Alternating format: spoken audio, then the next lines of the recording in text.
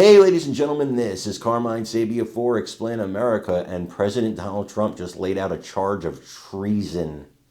It's that severe, it's that major, and it's coming right at you. But first, please make sure, if you haven't already, that you like, share, and subscribe to all our videos at youtube.com/@explainamerica. If you're not there already, it really helps us out.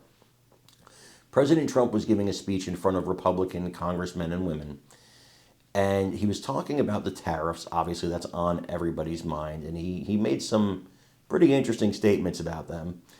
And, he's talking about how he believes the whole thing is going to work out, and it's going to work itself out. These countries are going to come, and they're going to make deals. But then he started talking about the border, and he was talking about, why would I listen to these people about tariffs when they let millions of people flow into this country against the law, and they just left the borders wide open?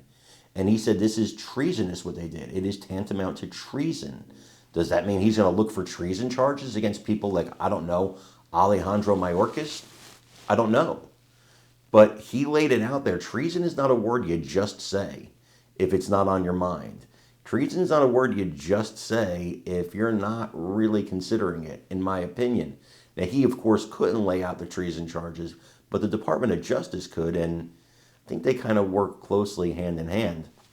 I wonder, do you think it's treasonous that they left the borders wide open? Treason is such a strong word.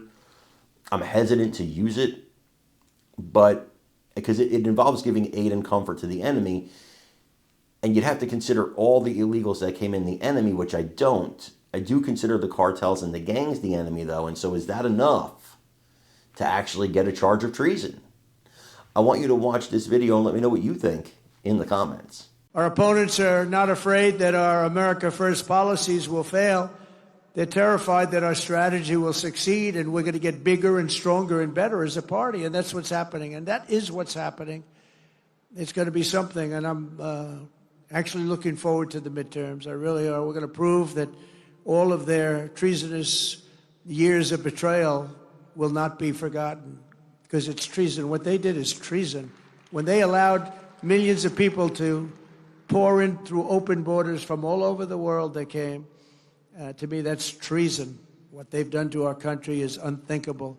The money we have to spend to take people out, and then we have judges that say, no, let Tren de Aragua come back into our country. They want him to come back in.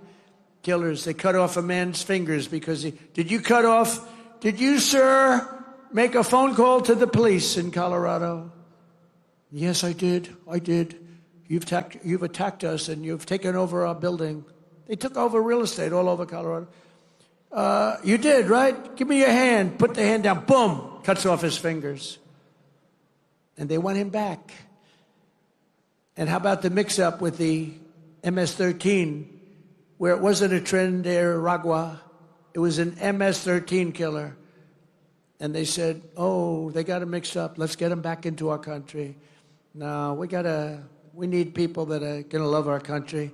I'm proud to be the president for the workers, not the outsourcers. The president who stands up for Main Street, not Wall Street, who protects the middle class, not the political class, and who